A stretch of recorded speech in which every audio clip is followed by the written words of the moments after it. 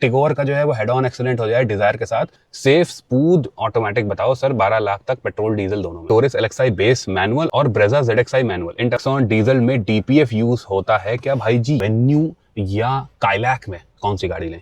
तो हेलो दोस्तों, आज ही मेरे पास बहुत सारे आपके सवाल हैं जो आपने मेरे को चैनल पूछे हैं और ऑब्वियसली मैं उनका जवाब देता रहता हूँ, जितना कोशिश हो सके उतना जवाब देता हूँ। लेकिन मैंने वो सारे सवाल चुन के रखे हैं जिनसे और लोगों की भी मदद हो सकती है। सो उन सारे सवालों के जवाब जो है मैं आपको इस वीडियो में अच्छे से बताऊंगा। So let's start the video. मैं आपको होस्ट दोस्त सुयश, आप देखते हैं drive drive and let's see आपके क्या ऐसे बढ़िया सवाल हैं जिनसे दूसरों को भी मदद हो सकती है। Let's start. तो सबसे पहला सवाल है, नक्श पन्नू फैमिली व्लॉग ने पूछा है विच इज नेक्सॉन डीजल में डीपीएफ यूज होता है क्या भाई जी? ठीक है, अब मैं एक बहुत ही सिंपल सी आपको चीज बताऊं, ये बहुत लोग कंफ्यूज होते हैं। लोगों को ऐसा लगता है कि जो टाटा का ये 1.5 डीजल इंजन है जो नेक्सॉन कर्व सिएरा में आ रहा है उसमें डीपीएफ ही नहीं, नहीं उसमें डीईएफ यूज नहीं होता है, मतलब उसमें अलग से यूरिया डालना नहीं पड़ता है। लेकिन डीपीएफ तो फिल्टर तो सब में ही आता है, जितने भी आपके BS6 फेज 2 जो है गाड़ियां हैं डीजल इंजन। बस फर्क इतना है कि जो टाटा है उसका जो 1.5 डीजल इंजन है उसमें टाटा यूज करता है एक एलएनटी सिस्टम, मतलब लीन एनओएक्स ट्रैप कह लीजिए, और उसके साथ एक passive selective catalytic reduction system जो होता है, उसका जो SCR है वो एक्टिव नहीं, वो पैसिव यूज करता है। दैट इज वाई बेसिकली आप ये चीज समझ लो कि डीपीएफ तो उसमें है ही। इवन जो नॉर्मल कंडीशंस में आपको मैं बताता हूं कि जब आप डीजल इंजन बहुत ज्यादा शहर में यूज करोगे, बार बार स्टॉप एंड गो ट्रैफिक में यूज करोगे, बहुत जल्दी जो है वो बंद करोगे, जैसे लेट से 5-10 किलोमीटर आपने गाड़ी चलाई बंद कर दी, 5-10 किलोमीटर चलाई बंद कर दी, तो उसमें भी आपका जो है वो डीपीएफ क्लॉग होगा। बस हाँ, ये फर्क होगा कि जो दूसरी गाड़ियों में 8-10 हजार किलोमीटर या 15,000 किलोमीटर पे जो अलग से यूरिया डालना पड़ता है, वो अलग से यूरिया टैंक इसमें नहीं है। तो ये बेसिक फर्क है नेक्सॉन के इंजन में और बाकी इंजन में। अब देखिए, इस सवाल को समझने के लिए कॉन्टेक्स्ट समझना पड़ेगा, विच इज कि मैंने एक्चुअल में एक वीडियो शॉट बनाया था आपकी नई वाली डिजायर के ऊपर, जिसको ग्लोबल एनकैप, भारत गैस वगैरह से 5 स्टार मिले। और मैंने ये बताया था कि जो बाहर की शीट होती है उसका सेफ्टी से कोई लेना देना नहीं होता है, जो स्ट्रक्चर होता है वो मेन आपका इंपैक्ट संभालता है।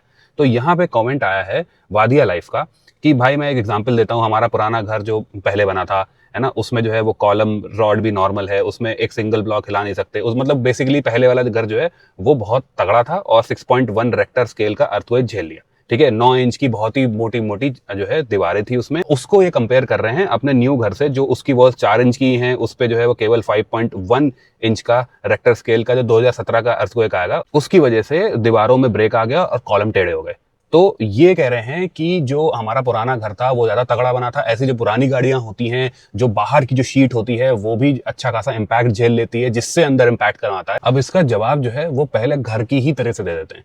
आपको पता है जापान में बहुत अर्थक्वेक्स आते हैं, तो क्या आपको ऐसा क्या लगता है कि जापान में 12 इंच की या 20 इंच की या 25 इंच की जो है दीवारें चौड़ी चौड़ी होती होंगी, एकदम ठोस घर हुए तो उससे बिल्डिंग्स हुई तो वो टूटेंगी नहीं? नहीं, जापान की जो बिल्डिंग्स हैं उनका जो पूरा का पूरा फाउंडेशन है वो रबर पैड्स उन्होंने डिजाइन किए हैं। न्यू टेक्नोलॉजी लाए हैं वो लोग, ऐसा नहीं है कि पुरानी टेक्नोलॉजी को और मोटा बना दिया। उस वजह से जो न्यू टेक्नोलॉजी के ऊपर जो बिल्डिंग्स बनी है वो रबर पैड्स और उन सब के कुशन की वजह से वो नहीं गिरती हैं, इतने तगड़े अर्थक्वेक्स आने के बाद भी।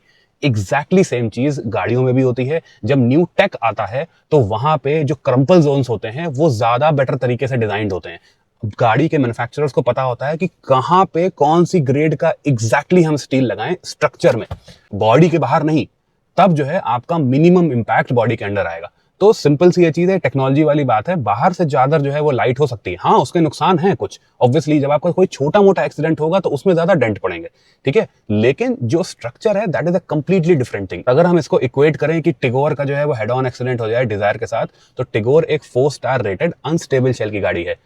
हो सकता है कि टिगोर में बाहर से देखने पे जो है वो कम इंपैक्ट दिखे कि हाँ भाई गाड़ी में कम नुकसान हुआ है, लेकिन जो अंदर बैठे लोग होंगे 100% डिजायर में उनको कम चोट लगेगी। जो टिगोर का अनस्टेबल फुटवेल वगैरह एरिया है उससे जो है वो उसके पैर टूटने के बहुत ज्यादा चांसेस होंगे कंपेयर टू डिजायर जिसमें स्टेबल एरिया है और वो 5 स्टार है। So there is a complete difference between गाड़ी के अंदर जो पैसेंजर बैठे हैं उनकी सेफ्टी और गाड़ी के जो ओवरऑल बाहर से जैसा दिख रही है कि उतना नुकसान नहीं हुआ। सो इस वजह से नई टेक्नोलॉजी पे जो चीजें बनती हैं, जो टेस्ट होती हैं, जो ग्लोबल एनकैप और इन सब के जो टेस्ट होते हैं, वो जो डमी अंदर बैठी होती है उसके ऊपर वो लोग रेटिंग निकालते हैं। गाड़ी की एक्सटर्नल बिल्ड क्वालिटी पे रेटिंग नहीं होती है। एक ये क्वेश्चन है which is ram bot SF से, which is bring a video on to buy Creta और सेल्टॉस। तो देखिए, मैंने इसकी डायरेक्टली क्रेटा सेल्टॉस की जो है वो कंपैरिजन की वीडियो अभी नहीं बनाई है, नई वाली सेल्टॉस की। क्यों? क्योंकि ये बहुत ही ईजी है इस टाइम। बोलना। क्रेटा सेल्टॉस में अगर आप छोटे शहर में रहते हो, मे बी जो है वो किया का सर्विस सेंटर 40-50 किलोमीटर से ज्यादा दूर है और आपको रीसेल वैल्यू की बहुत ज्यादा फिक्र है, स्पेशली इन टीयर 2 और टीयर 3 टाउन्स, तब आपको क्रेटा लेनी पड़ेगी। लेकिन बाकी सारे पैरामीटर्स में इस टाइम जो नई वाली सेल्टॉस है वो क्रेटा से बेटर है। चाहे आप राइड क्वालिटी ले लो, चाहे सेफ्टी ले लो, चाहे डायनेमिक्स ले लो, चाहे आप हैंडलिंग ले लो, स्टीयरिंग प्रिसिशन वगैरह जो होता है। इवन आप ये भी चीज नोटिस करना कि सेल्टॉस में सिमिलर प्राइस में आपको थोड़े ज्यादा फीचर्स मिल रहे हैं। तो जनरेशन अपडेट हो गई है लेकिन प्राइस नहीं चेंज हुआ है, तो इसी वजह से जो है वो सेल्टॉस में प्राइस भी जो है वो एज सच कोई फैक्टर नहीं बचा है इस टाइम। तो Seltos is much better than Creta in most parameters, apart from यही जो मैंने जो आपको चीजें बताई कि एक तो ऑब्वियसली जो सर्विस सेंटर की रीच होती है और दूसरा मे भी जो ब्रांड परसेप्शन है वो क्रेटा की ज्यादा है तो रीसेल ज्यादा है। बाकी मे भी हो सकता है कि आपको जो है वो टर्बो पेट्रोल मैनुअल चाहिए, जो आप क्रेटा इनलाइन ले रहे हो, तो वो सेल्टॉस में उस तरीके का जो है कोई ऑप्शन नहीं है, लेकिन वो लोग बहुत कम लेते हैं, तो इसीलिए मैं डिफॉल्ट चीज बता रहा हूं कि आपको क्या लेना है। उसके बाद क्वेश्चन है सात्विक का। Question is now what to go for, Victoris LXi base manual और Brezza ZXi manual in terms of dynamic steering feedback and suspension। तो ये एक्चुअल में अच्छा क्वेश्चन है बिकॉज बहुत से लोगों को ये चीज नहीं पता है कि ऑल्दो विक्टोरिस और जो ब्रेजा है वो सेम प्लेटफॉर्म पे बनी है, लेकिन जो मेन फर्क है वो है सस्पेंशन में। जो स्टीयरिंग फीडबैक है वो समझ लीजिए कि मारुति का जैसे ओकेश ब्रेजा में है वैसे ओकेश विक्टोरिस में बहुत ज्यादा फर्क नहीं है, लेकिन जो सस्पेंशन है वो ब्रेजा का सॉफ्टली ट्यून्ड है। मतलब शहर के जो गड्ढे गड्ढे होते हैं उसमें वो 1 या 2 लोग बैठे हो गाड़ी में तो वो बहुत अच्छा खुशी खुशी फील होता है। हाईवेज पे जब 5 लोग बैठ जाते हैं, सामान आ जाता है, तो हल्का सा ऐसे बाउंसीनेस आ जाती है उसमें। ये चीज उल्टी है विक्टोरिस, ग्रैंड विटारा और हाइराइडर तीनों में।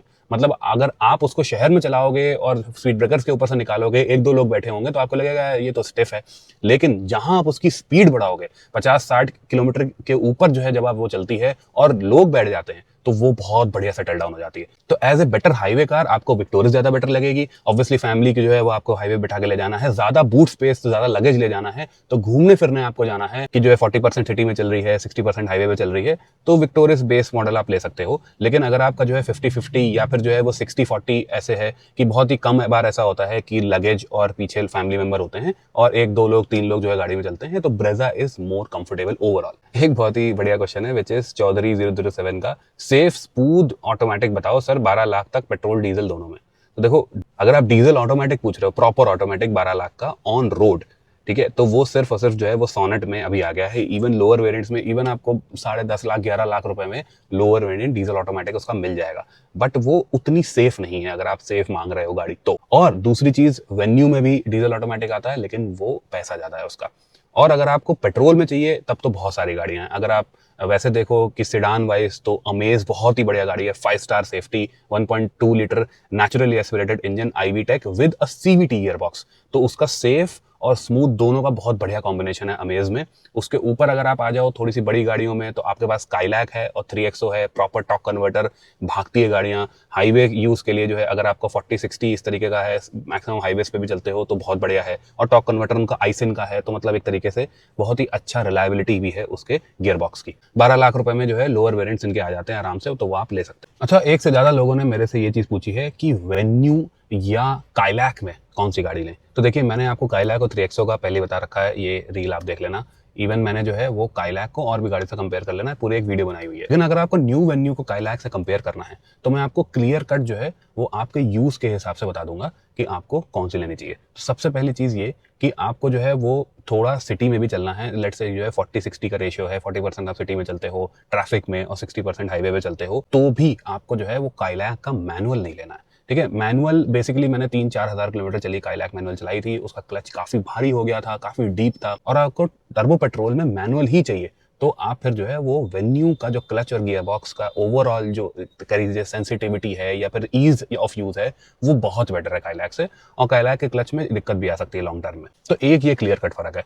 अब आ गए हम ऑटोमेटिक पे। वेन्यू में DCT आता है और काइलैक में टॉर्क कन्वर्टर आता है। तो अगर आप एवरेज देखेंगे तो थोड़ा सा जो है वो वेन्यू का एवरेज हल्का सा बेटर होगा काइलैक से, स्पेशली इन सिटी यूज। तो लेट्स से काइलैक जो आपको जो है वो ट्रैफिक में 8.5-9 दे रही है, तो वेन्यू सेम ट्रैफिक में आपको 10 के आसपास दे देगी, मतलब 1 किलोमीटर पर लीटर थोड़ा सा बेटर होगा। लेकिन हाईवेज पे जब हम जाते हैं दोनों का ऑलमोस्ट बराबर है और अच्छा एवरेज आ जाता है, विच इज 16-17 किलोमीटर पर लीटर दोनों दे देती है। और डीसीटी और टॉर्क कन्वर्टर में एक बड़ा फर्क ये भी होता है कि अगर उसका जो है थोड़ा एवरेज कम है तो वो बहुत ज्यादा हार्ड ट्रैफिक कंडीशंस जो हैं वो ज्यादा बेटर तरीके से काइलैक 80 झेल लेगा कंपेयर टू इनका जो डीसीटी है। अगर आप लॉन्ग टर्म में ऑटोमेटिक गियर बॉक्स की रिलायबिलिटी मेरे से पूछो तो वो काइलैक की ज्यादा पड़ेगी। अब डिफरेंस मेनली कहाँ आता है, वो ये आता है कि आपको वेन्यू जो है वो थोड़ी ज्यादा हश्ड लगेगी, थोड़ा इंटीरियर अगर आप क्वालिटी ज्यादा आपको ये है कि इंटीरियर फिट एंड फिनिश ज्यादा अच्छी हो, स्टीयरिंग के अलावा काइलैक के जो बाकी मटेरियल्स हैं पूरे के पूरे इंटीरियर्स में वो थोड़ा सा जो है वो बजट ग्रेड लगते हैं, थोड़े हार्ड प्लास्टिक चारों तरफ बहुत है। तो वो अगर आपको सुंदर दिखने वाला कैबिन चाहिए तो आप वेन्यू की तरफ जाओ। दूसरी चीज, अगर आप रियर सीट स्पेस में जो है वो थोड़ा ज्यादा लेग रूम चाहते हो, थोड़े आपके जो है वो घर पे लोग ना लंबे हैं, कह लीजिए 5'8", 5'9" से ज्यादा लंबे हैं, थोड़ा सा स्पेशियस फीलिंग चाहते हो तो भी आप जो है वो वेन्यू में जाना। और अगर पीछे 3 लोग बैठाने हैं, वेन्यू बहुत अच्छी नहीं है काइलैक से, लेकिन हाँ ये है लिवेबल है। काइलैक की बीच वाली सीट जो है अडल्ट के लिए काफी काफी मतलब क्लॉस्ट्रोफोबिक है। तो एक वो वाली बात हो गई 5 लोग बैठाने वाली ओकेजनली, एक बात हो गई आपकी इंटीरियर फिट एंड फिनिश वाली। और अब मेन टॉपिक पे आ जाते हैं which is dynamics. In sense कि वेन्यू के डायनामिक्स खराब नहीं है, लेकिन मैं आपको एक बहुत सिंपल सा उसका ड्रॉबैक बताता हूँ। वो ये है कि बाहर जो भी हो रहा है ना वो वेन्यू के अंदर फील ही नहीं होता। मतलब उसके स्टीयरिंग में फीडबैक बहुत ज्यादा नहीं आता है, सस्पेंशन, स्टीयरिंग, ओवरऑल चैसी जो है वो बहुत ज्यादा रोल वगैरह नहीं करती है, लेकिन फीडबैक भी नहीं अंदर प्रोवाइड करती है। बहुत ही ज्यादा ही हश्ड है कैबिन, आइसोलेटेड बहुत आप रहते हो बाहर के एनवायरमेंट से। तो किसी को शांति पसंद है तो उसके लिए बहुत अच्छी है। सस्पेंशन जो है नॉइस बहुत ही कम करता है कंपेयर टू काइलैक। काइलैक में क्या है कि आपको स्टीयरिंग पे ज्यादा फील मिलेगा, आपको सस्पेंशन की जो है नॉइस वगैरह थोड़ी ज्यादा खटक खटक खटक ज्यादा फील होगी, गड्ढे नहीं फील होंगे, नॉइस ज्यादा आएगी, लेकिन उस वजह से गाड़ी के साथ एक कनेक्ट बैठता है।